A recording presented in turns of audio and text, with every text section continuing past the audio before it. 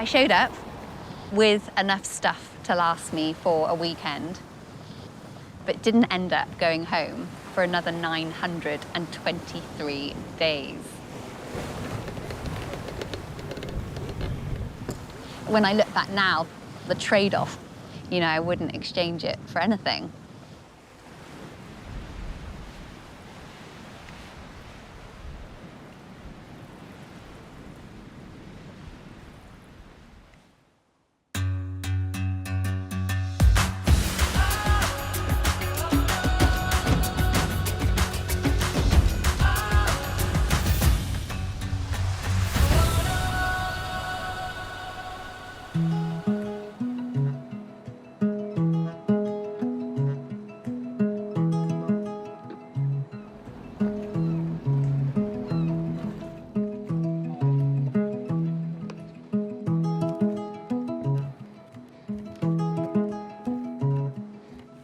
I'm Emily Penn. I'm a skipper and ocean advocate. I've spent the last 12 years sailing around the world studying plastic pollution in our ocean. I really loved maths and science, but also art and drawing and kind of being creative. So architecture seemed like the perfect career, and was set up for a new job in Melbourne when I finished my architecture degree at Cambridge. I decided I wanted to get to this new job, which was 14,000 miles away from where I was in the UK, but without taking an aeroplane. And that's when I came across this project called Earth Race. It was a boat running on 100% biofuel, so fuel had come from all sorts of renewable sources. And they were about to go around the world to visit 120 cities to talk to schools and politicians all about renewable energy and the environment. I wrote to the skipper and he asked me to join them for a weekend. And I thought at first that it was my ticket to Australia to get to this new job as an architect.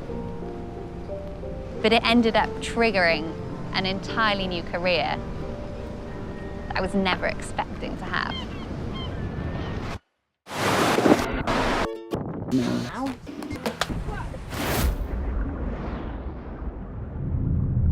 We were heading across the Pacific on Earth Race when we stopped the boat in the middle of the Pacific Ocean.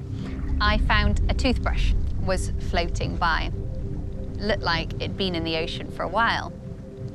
And then I saw a bottle top and more plastic all around me, and then hundreds of tiny fragments of plastic in between. We were 800 miles from nearest land. And yet there was this waste. That was the moment for me when I started thinking, this doesn't make any sense. There's no explanation for what's going on out here. And so that's what I wanted to start and find out. She reacted to what happened on that voyage, and there was this sort of epiphany. I really started to learn more about how the plastic was really affecting us, and the fact that it was breaking down into these tiny fragments, and that the fish that we were then catching were actually mistaking this plastic for food. If that plastic was getting into the fish, into the food chain, the same food chain that we are at the top of, then what might that mean for us and our own health? And this, for me, opened up a whole new series of questions. And that's when X-Expedition was born. X-Expedition is a series of all-women sailing voyages looking at plastic and toxic pollution. We set off in October 2019 to sail 38,000 nautical miles around the planet. So we've got 300 women from 50 nationalities joining us for this circumnavigation. The issue that we're tackling is marine plastic pollution. 8 million tons a year finds its way down streams, drains, rivers, and ultimately everything runs downhill to the ocean. Everybody ready? Yep. 1, 3. On each voyage, we might have a scientist, a filmmaker, a journalist, an artist, a teacher, a policymaker. It's the women on board that really, that camaraderie, that motivation to all want to do something to make a difference is really motivating. I think when you see the problem for yourself firsthand, when you're in 3,000 miles from land and seeing all these tiny particles of plastic coming from the ocean, you can't help but be affected by that. What we realise with tackling this plastics issue is that there's not one thing that we can do to solve the problem. The good news is there are hundreds of solutions, and they come from all different sectors of society. And therefore we need people from every angle working together to tackle this plastics issue.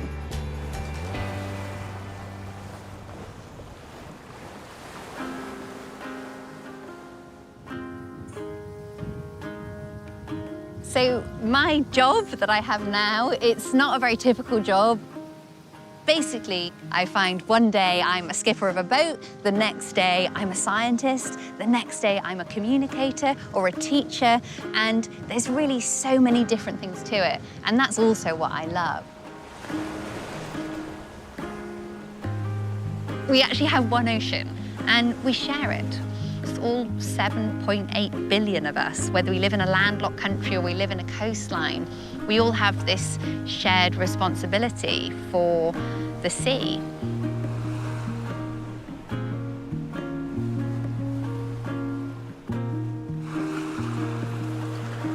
There were certainly moments when I look back where a lot of my friends who I graduated with were getting these hotshot jobs, and instead I'm out here picking up plastic, basically being a rubbish lady. And I shared this with my dad at one point. You know, maybe I should be actually back at home, moving on with my career. And I remember him saying to me, the point is, you're the one out there. You must be there for a reason.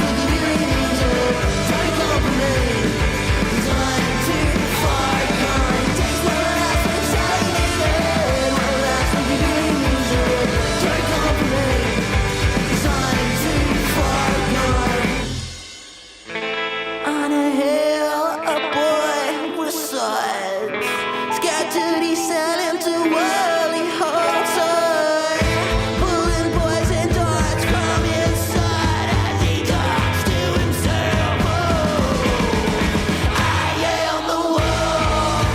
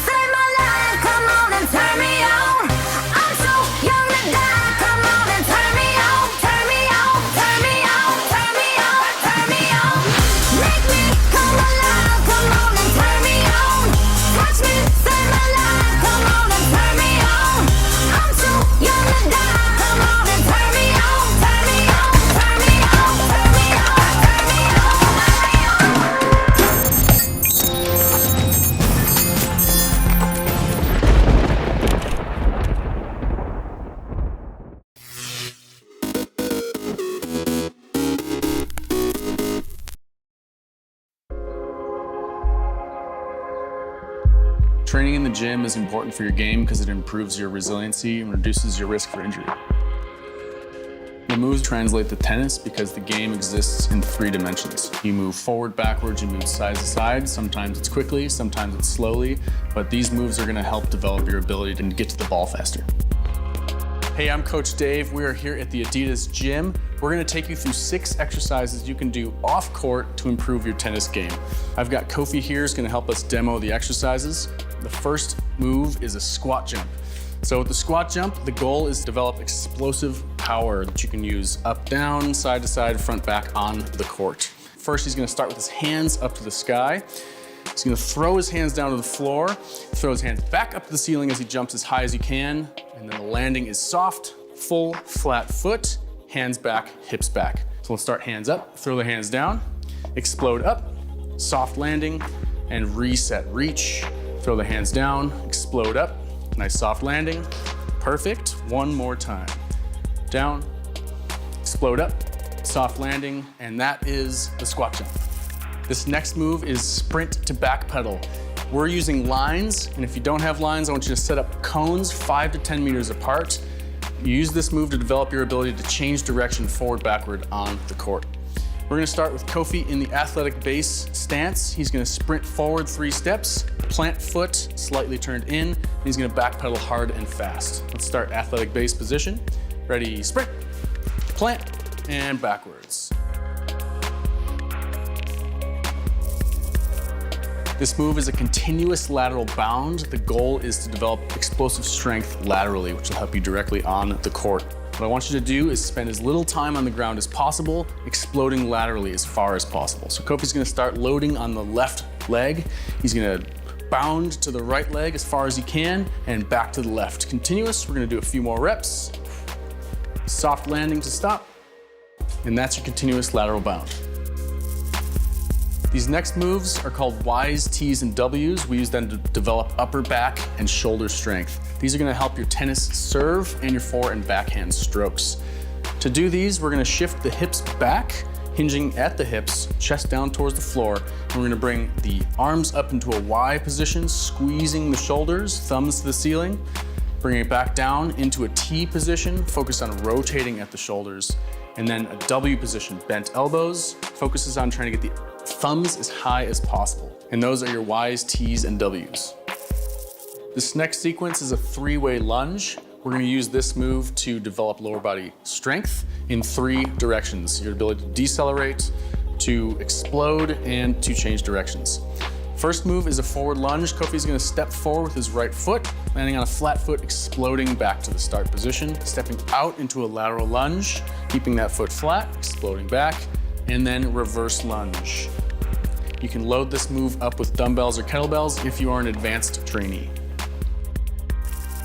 This next move is a plank with rotation. We're gonna use this to develop strength in the shoulders, torso, and hips, and specifically the obliques, which are gonna help you absorb force in your racket swings. We're gonna start in a plank position with the thumbs touching, feet slightly wider than the hips. Kofi is going to rotate his left hand to the sky, following it with his eyes, and he's gonna end up on the sides of his feet, rotating back down, match hands, rotating right hand to the sky, following with the eyes. Slow and in control, left up to the sky. People should prepare their mind and body for training by recognizing that consistency is key and that you don't get everything from one workout, from one meal, from one night of sleep. It requires long-term commitment. Because the stronger you are off court, the more likely you are to be able to express that strength on the court and making you a better athlete.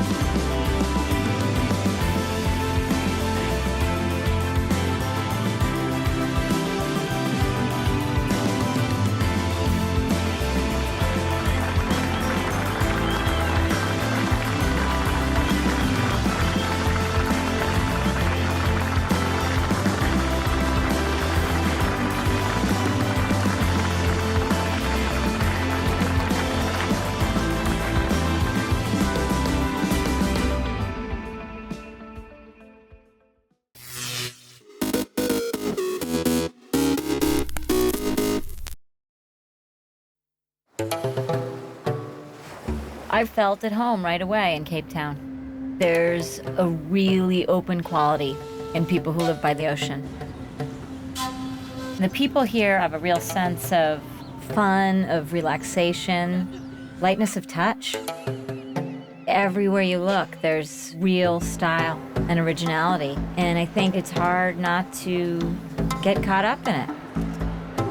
It's got amazing food, incredible aromas and color, all the things that make life rich. But I keep getting drawn back to the mountain. It's a unique and incredible thing to have a mountain like that right in the center of a city. I mean, up there you can really feel the vibrancy of this city and its people. I find it so inspiring.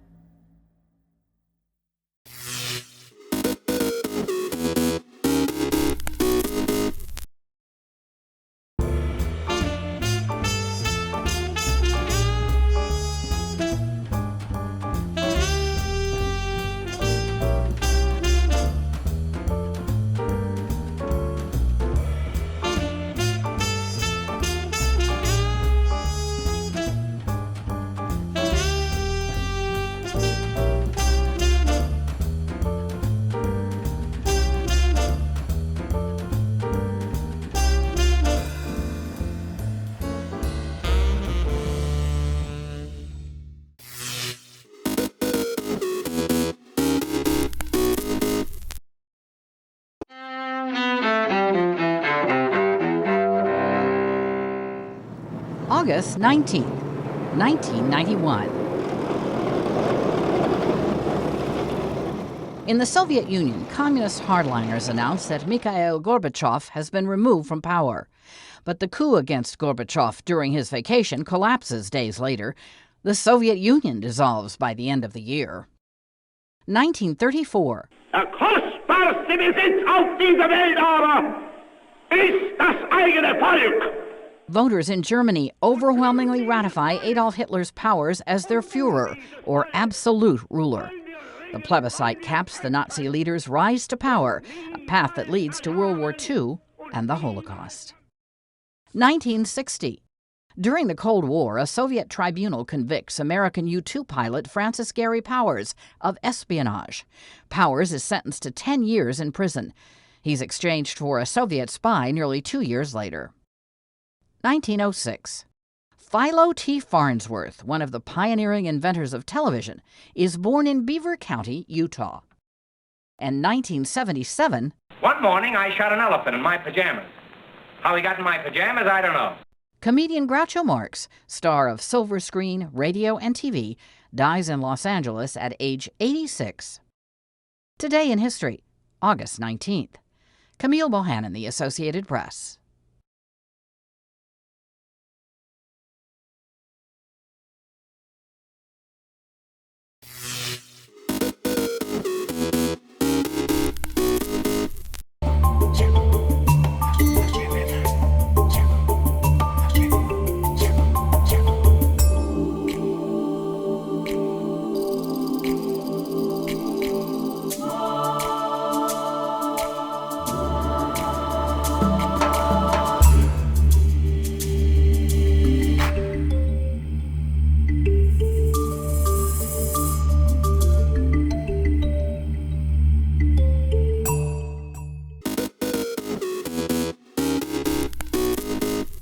Welcome back in our studio, and in today's news,